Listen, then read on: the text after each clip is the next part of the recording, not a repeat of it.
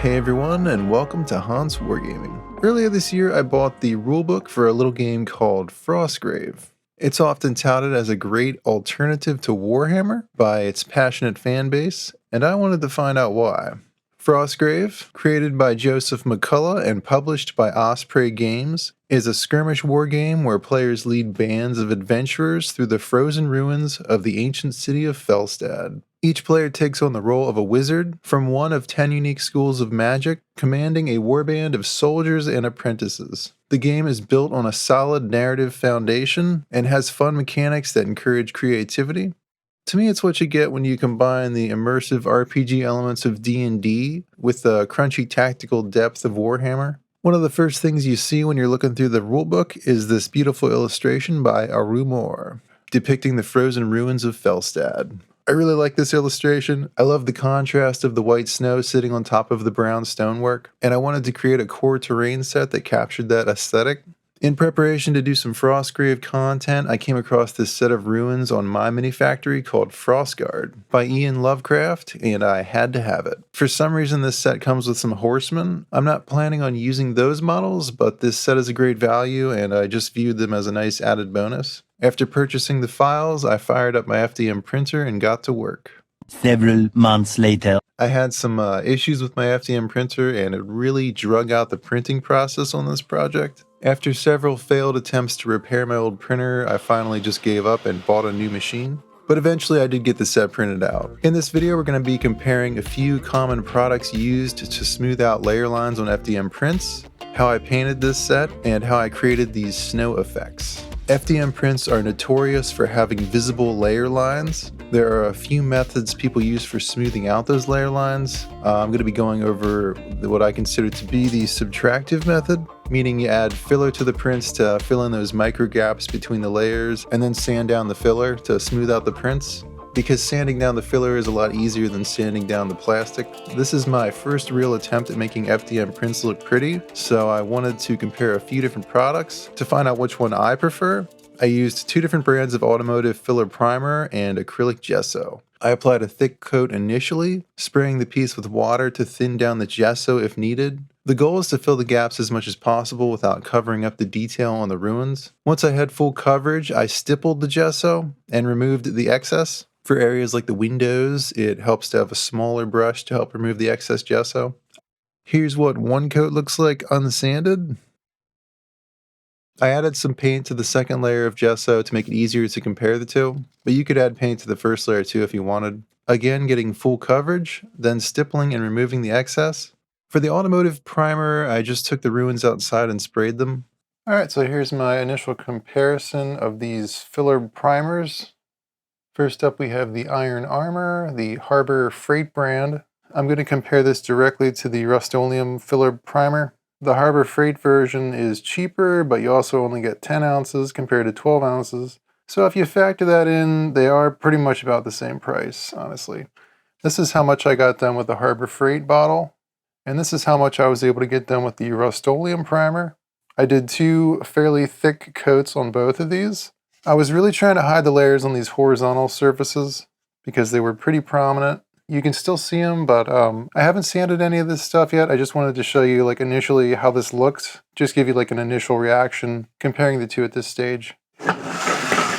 The first few layers got messed up on this print. I haven't fixed that yet, but I'm going to. But it doesn't really change anything. The rest of the print's fine, and it's perfectly good for comparison purposes. On the left here, we got the Harbor Freight, and on the right, we have the Rust-Oleum. Let's see if I can get you a good shot here. I feel like the Rust-Oleum does a better job. I can't really see as many layer lines. I think it did a better job filling in. Yeah, I can definitely see a lot more layer lines on this one, especially here. Whereas this one, I mean, even without any sanding, it's a lot better. With both of these, I was really trying to apply it heavily on the horizontal surfaces and then just get a nice even coat on the vertical surfaces. One other thing I wanted to mention was the Harbor Freight version does have a bit of an odor to it. It's been about 5 days since I sprayed these, and the odor was pretty strong for the first few days, but like now it's not nearly as bad, and I don't know if I'd say it's going to make that much of a difference in the end. I can still smell it, but only if I'm like really putting it right up to my nose. It's not like, it's not going to stink up the room. At this point, the Rust-Oleum doesn't really have much of a smell to it. It doesn't really have like an auto body smell to it, but this one definitely does. Yeah, as far as I can tell, it does go away after a couple days. If you're trying to decide which one of the two of these to go with, I would personally suggest going with Rust-Oleum.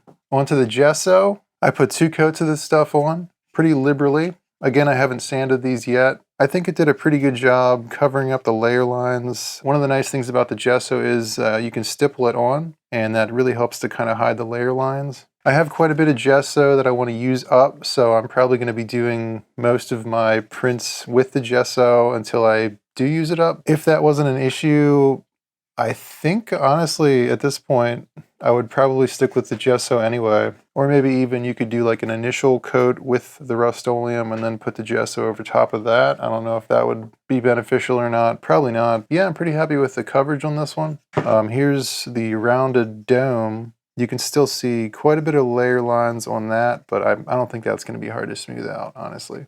Something like this, probably about the easiest thing you could sand, you know, not nearly as challenging as getting brickwork like this to look nice and smooth. But yeah, let's give everything a quick sanding and see how it looks. To sand the filler down, I bought a few cheap sanding sponges and blocks on Amazon. They both came with a few different grit options. I mostly stuck with 80 to 100 grit. I tried cutting the sponges into smaller strips to get into the tighter areas, but found that they were too flimsy to really be effective. In the end, I found myself just bunching the sponges up and jamming them into the hard to reach areas.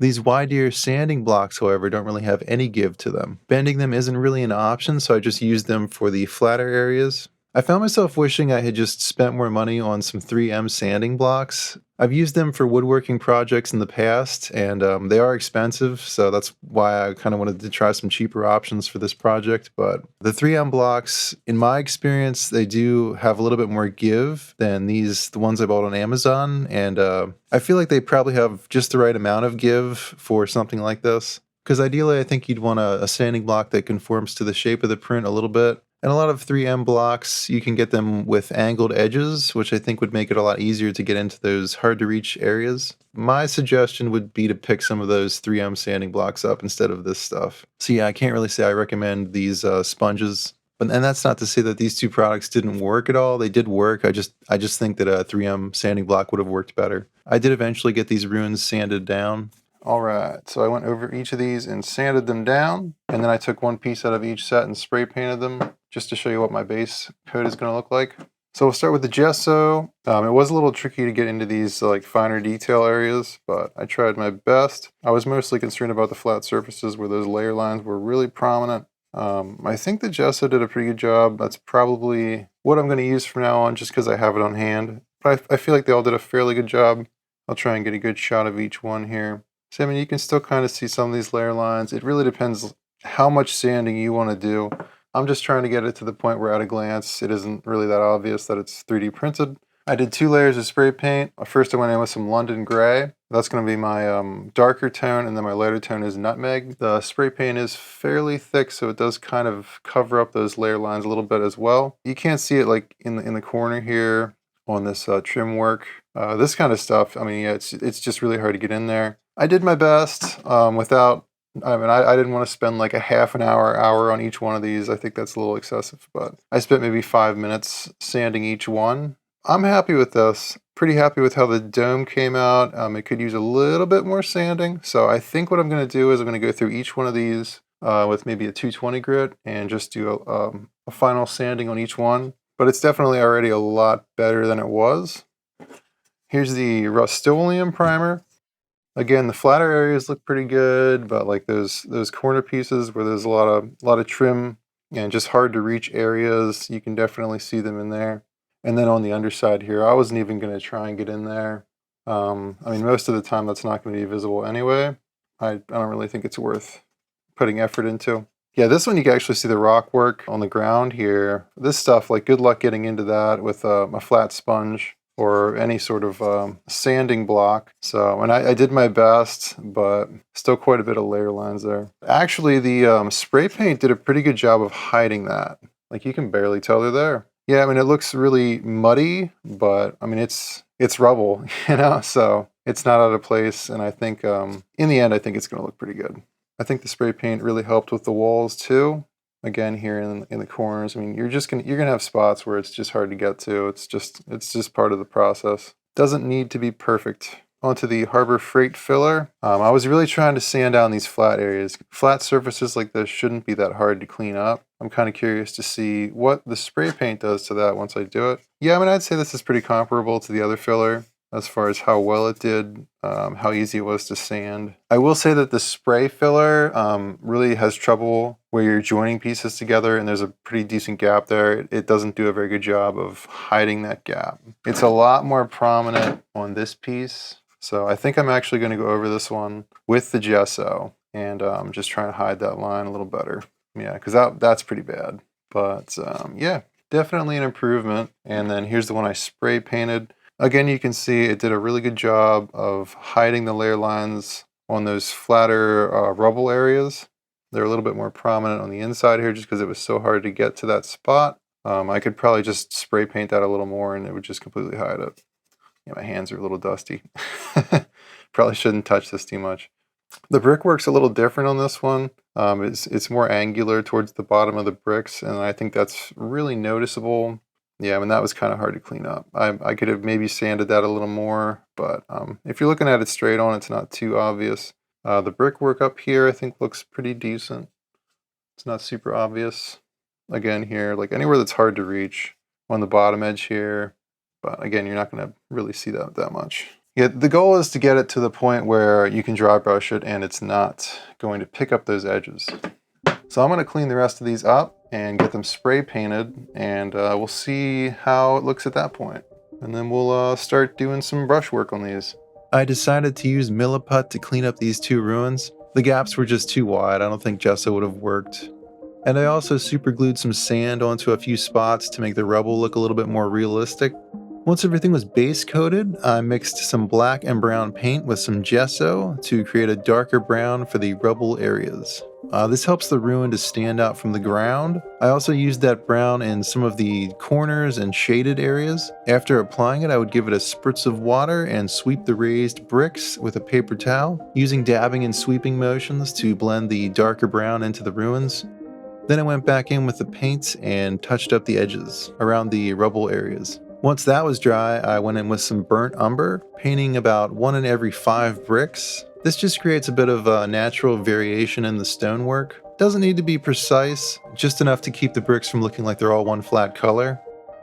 Next, I went in with some nutmeg brown. This cheap craft paint is pretty translucent. Originally, I was going to dry brush it on selectively, but I ended up using it more like a dry glaze over the entire set of ruins. The warmer brown matched the source material much better and blended the previous coats together pretty well. Here are some side-by-side comparisons with and without the nutmeg brown. At that point, the visible interiors were finished and I could finally assemble the towers.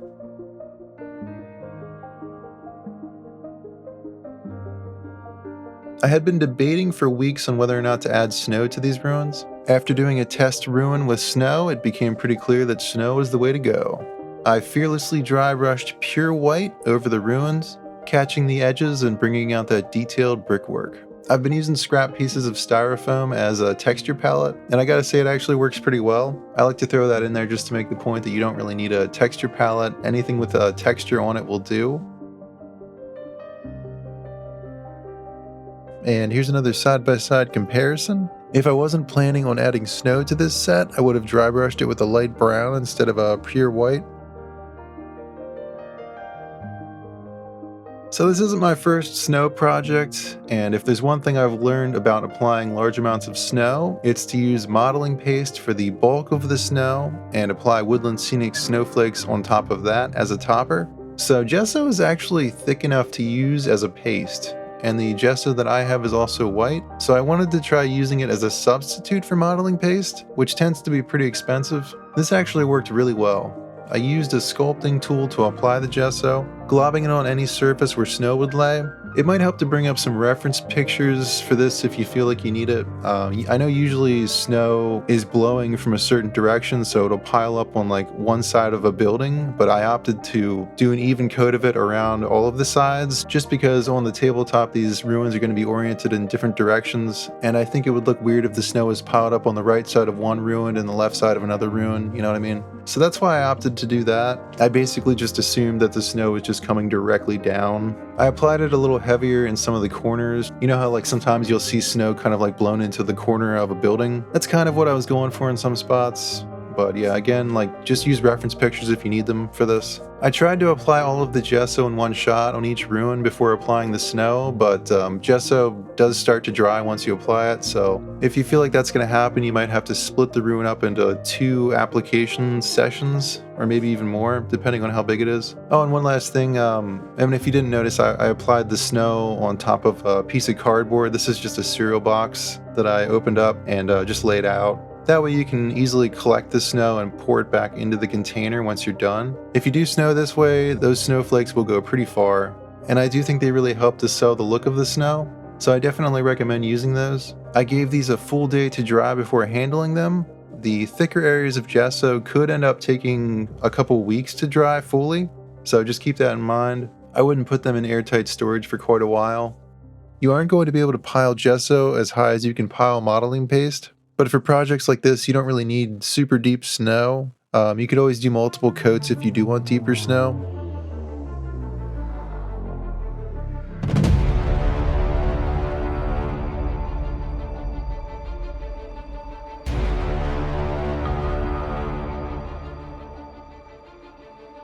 I waited a few days to make sure that everything was fully cured and gave these a top coat of Rust-Oleum's matte clear to seal any loose snowflakes.